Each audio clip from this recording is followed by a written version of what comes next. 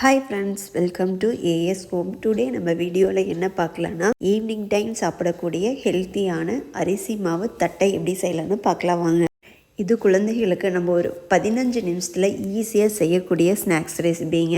சூடாக evening time இந்த மாதிரி மழை கிளைமேட்டில் சாப்பிட்றதுக்கு ரொம்ப ஈஸியான சிம்பிளாக செய்யக்கூடிய ஒரு ஹெல்த்தியான ஸ்நாக்ஸ். இந்த மாதிரி ரெசிபி செய்ய நீங்கள் அரிசியை நல்லா ஊற வச்சு அதை நிழல்லையே உணர்த்தி நல்லா காஞ்சதுக்கப்புறம் நீங்கள் மிஷினில் கொடுத்து அரைச்சி வச்சுக்கிட்டிங்கன்னா இன்ஸ்டண்ட்டாக எப்போ வேணாலும் செஞ்சுக்கலாம். ஃபஸ்ட்டு ஒரு மிக்ஸி ஜாரில் ஒரு கைப்பிடி அளவு, அதாவது 3 கைப்பிடி அளவு போட்டிருக்கிற ஒரு 100 கிராம்ஸ் பொட்டுக்கடலையை நல்லா அரைச்சி எடுத்துக்கலாங்க. அது கூட ஒரு வரமிளகாய், கொஞ்சம் ஜீரகம், கொஞ்சம் மிளகு, இதை மட்டும் போட்டு நல்லா அரைச்சி எடுத்துக்குங்க.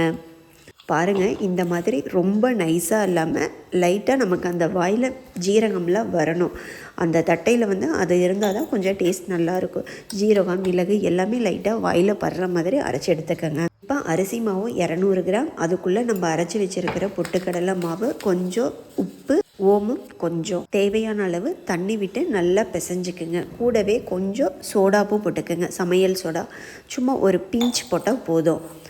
நான் இது கொஞ்சம் நல்லா பிசைஞ்சு விட்டு அதுக்கப்புறமா அது சமையல் சோடா கொஞ்சமாக ஒரு பிஞ்ச் ஆட் பண்ணிக்கிறேங்க. நல்லா முறுக்கு மாவு பதம் வர மாதிரி பிசைஞ்சு எடுத்துக்கோங்க. இப்போ ஒரு கடாயில் எண்ணெய் விட்டு நல்லா காய வச்சுக்கலாங்க. இப்போ ஒரு பிளாஸ்டிக் கவர் இல்லைன்னா வாழை இலை, இந்த ரெண்டில் ஏதாவது ஒன்றில் கொஞ்சம் எண்ணெய் விட்டு நம்ம தட்டையை தட்டி எடுக்கிறதுக்காக கட் பண்ணி எடுத்து வச்சுக்கலாம். இந்த மாதிரி கவர் இல்லைன்னா இலையில வச்சு தட்டும் போது நமக்கு ஒட்டாமல் வரும். அதுக்காக தான் ஒரு சைடு நம்ம மாவை வச்சுட்டு அது மேலே அதுக்கு அளவாக, அதாவது அந்த தட்டையினுடைய சைஸுக்கு அளவாக ஒரு தட்டு இல்லைன்னா ஏதாவது ஒரு பாத்திரம் அந்த மாதிரி வச்சு நீங்கள் நல்லா ப்ரெஸ் பண்ணும்போது உங்களுக்கு ஒரே ஷேப்பில் அழகாக கிடைக்கும். ஆனால் நம்ம கையில் தட்டணுன்னா அந்த மாதிரி உங்களுக்கு ஷேப் வராது. அதுக்காக தான் நான் இந்த மாதிரி ஒரு பிளேட் தாங்க வச்சுருக்கிறேன். பாருங்கள், சென்டரில் மட்டும் உங்களுக்கு கரெக்டாக வர மாதிரி இந்த மாதிரி எல்லா தட்டையுமே எடுத்து போட்டுக்கலாங்க. கரெக்டாக அந்த தட்டை சைஸ் ஒரே மாதிரி வரக்காக சின்ன சின்ன பாலாக இதை எடுத்து வச்சுக்கலாம். அப்போ தான் நமக்கு கொஞ்சம் வேகமாக தட்டி போட ஈஸியாக இருக்கும். இப்போ எண்ணெய் நல்லா காஞ்சதையும் ஒரு தட்டையாக உள்ளே ஆட் பண்ணுங்கள். நான் ஒரு டைமுக்கு 2 தட்டை மட்டும்தான் ஆட் பண்ணுறேன். நான் ரொம்ப கம்மியான அளவு செய்கிறதுனால இந்த மாதிரி செய்கிறேன்.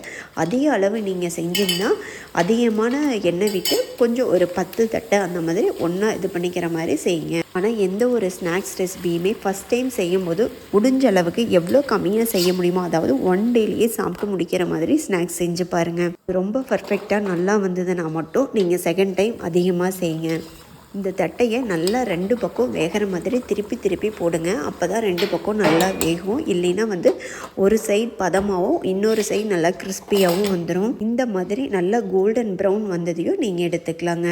நம்ம இந்த தட்டைக்கு கொஞ்சம் அரிசி மாவுக்கு பாதி அளவு பொட்டுக்கடலை மாவை ஆட் பண்ணியிருக்கிறோம். அதனால் ஒரு 1 or 2 days வச்சு சாப்பிட சூப்பரான ஸ்நாக்ஸ் ரெசிபியாக இருக்குங்க.